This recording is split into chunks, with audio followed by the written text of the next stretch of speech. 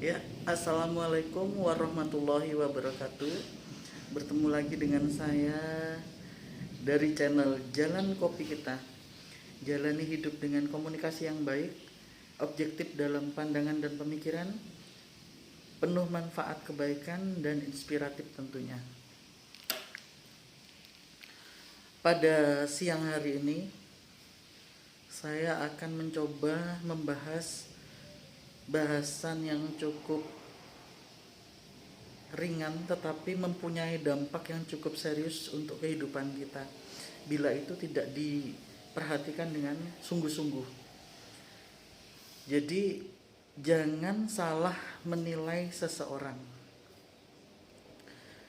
Jadi di dalam kita berhubungan dengan sesama manusia, terkadang kita terlalu mudah untuk mempercayai, terlalu mudah untuk menyimpulkan tentang lawan kita dalam bergaul ini, sesama manusia ini.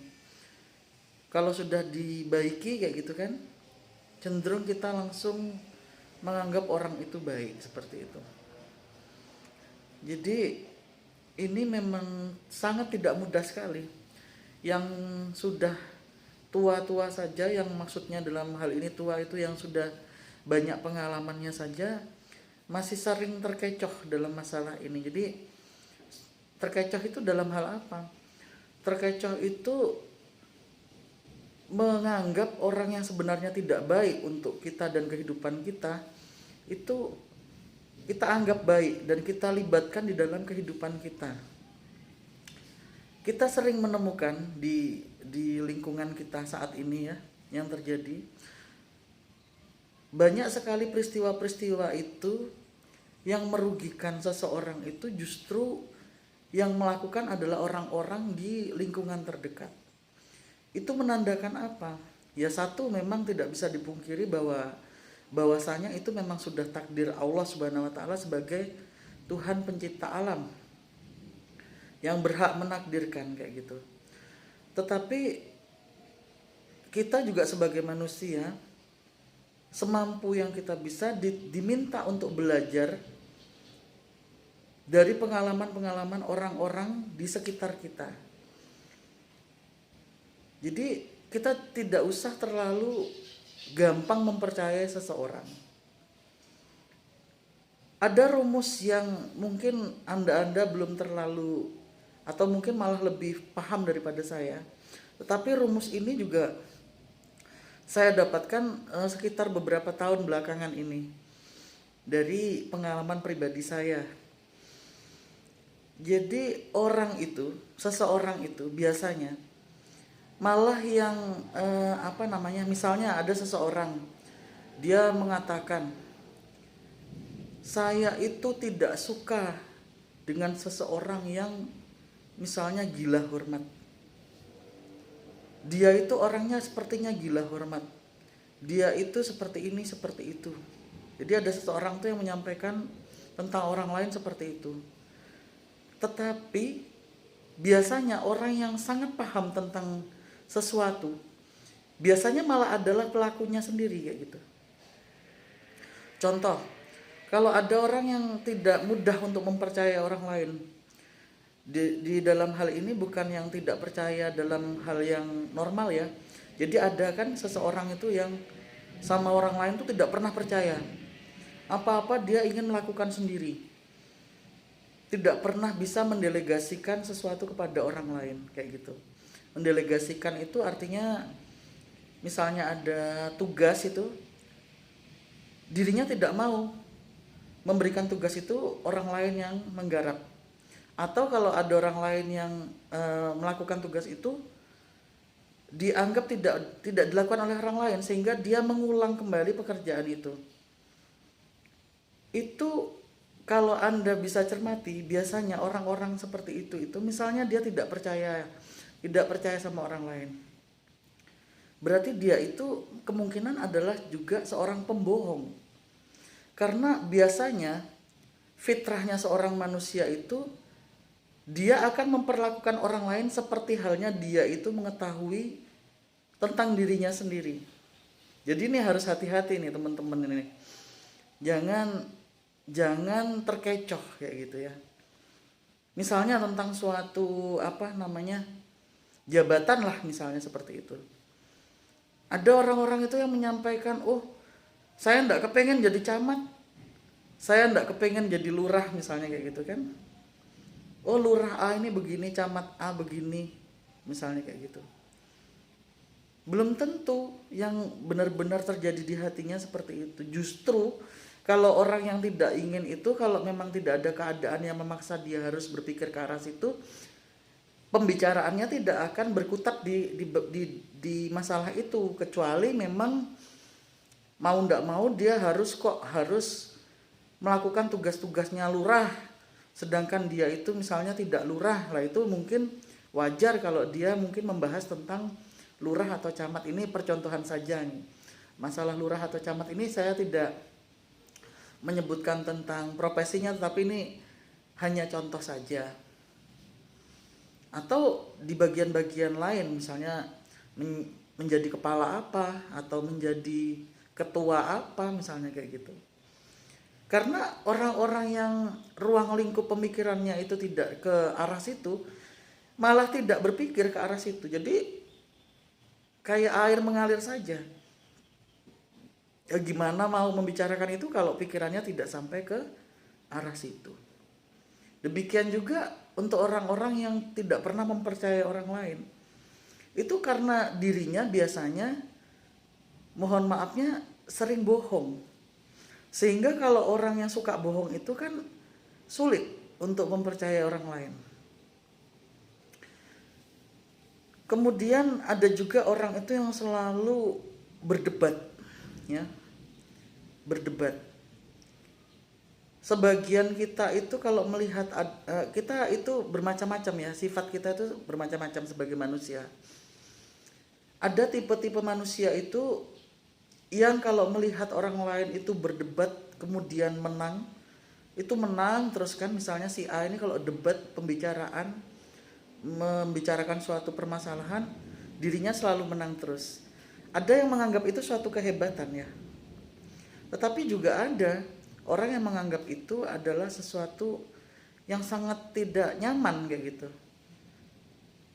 Artinya apa? Artinya kalau berhubungan dengan seseorang ini adanya adu argumen saja. Dan kebetulan kalau adu argumen dia tidak pernah mau kalah.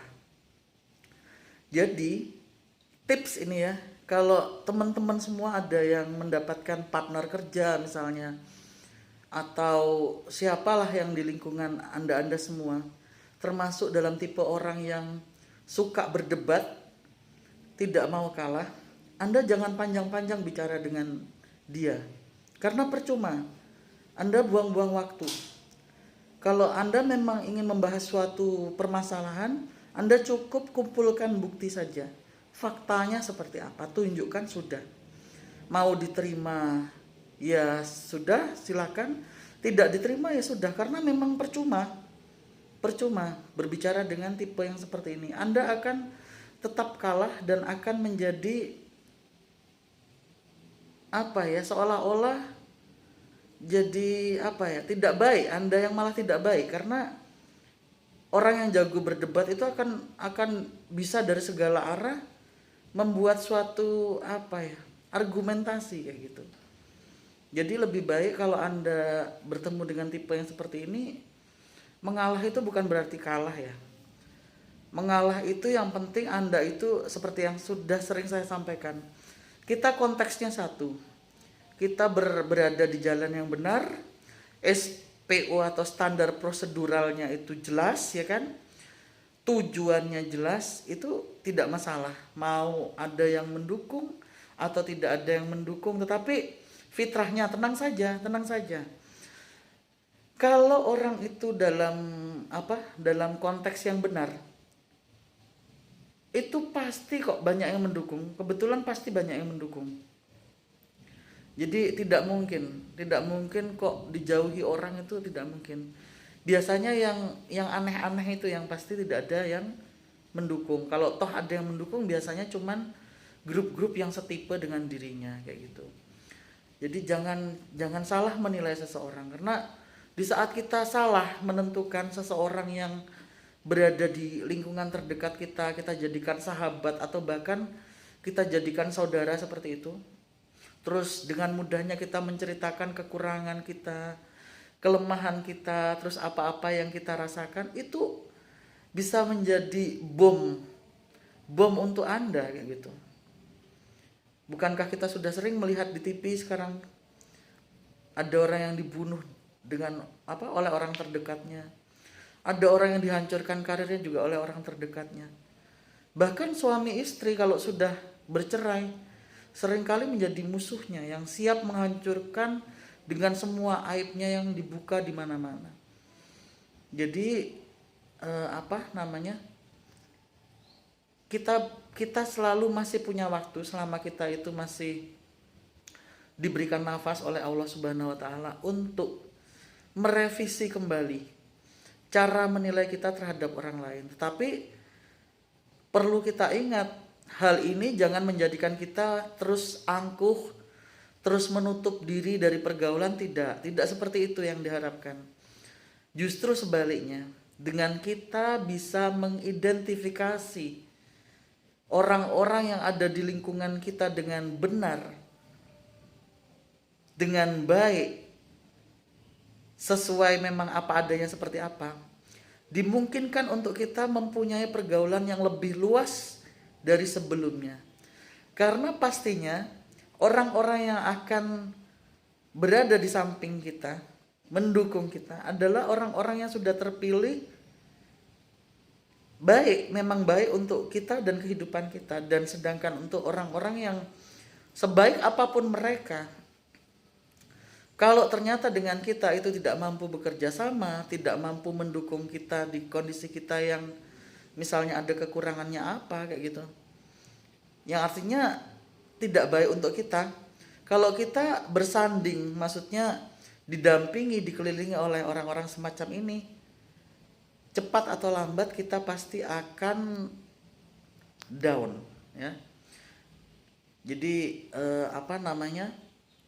lebih cermat lagi dalam menentukan siapa orang yang akan Anda letakkan sebagai orang-orang terdekat Anda, atau bahkan Anda sebut sebagai ini saudara saya. Ini bukan di endorse ya. Jadi kalau misalnya Anda tahu film Yowis Band itu yang dibintangi Bayu Skak itu, bisa Anda lihat di situ arti sebuah pertemanan seperti apa. Jadi dengan basic background keluarga yang berbeda-beda antara 4 personilnya Yowis Band itu bisa saling menerima di situ. Itulah teman kayak gitu. Jadi tidak mungkin kalau kita itu mencari lingkungan teman-teman kita itu orang yang memang baik 100% itu tidak. Tetapi yang saya maksudkan di sini mampu baik dengan situasi kita, dan kita pun mampu baik dengan situasi dia, dan itu semua dilakukan di ranah jalan yang betul, di landasan real yang benar dalam kehidupan. Jadi bukan bergaul yang untuk macem-macem, kumpul-kumpul yang tidak jelas, untuk tujuan yang tidak jelas, itu jangan. Jadi kita konsepkan semua kehidupan kita itu harus punya tujuan. Kalau anda semua mungkin yang melihat vlog saya ini juga seusia saya mungkin ya, kerja di kantor atau di perusahaan atau di warung atau dimanapun, saya yakin semua tempat kerja itu kan punya visi misi, punya tujuan. Betapa konyolnya kita kalau kita bekerja saja mempunyai tujuan visi misi, ya kan? Kalaulah kehidupan kita sendiri, diri kita sendiri yang kita sayangi ini tidak kita tetapkan tujuan dan visi misi yang membaik dari. Jadi demikian itu teman-teman semuanya. Kita harus lebih pintar lagi dalam memilih pergaulan atau memilih orang-orang yang kita memang percaya kayak gitu. Jangan sampai nantinya kita dirugikan atau kecewa karena kita terlalu mudah memilih atau menentukan orang-orang yang kita tempatkan sebagai teman, sahabat, atau malah kita anggap sebagai saudara kita. Jadi sedemikian vlog dari saya pada siang hari ini. Mudah-mudahan ada manfaat kebaikannya. Bila ada salah-salah kata atau ucapan, saya mohon maaf lahir batin. Sekian, assalamualaikum warahmatullahi wabarakatuh.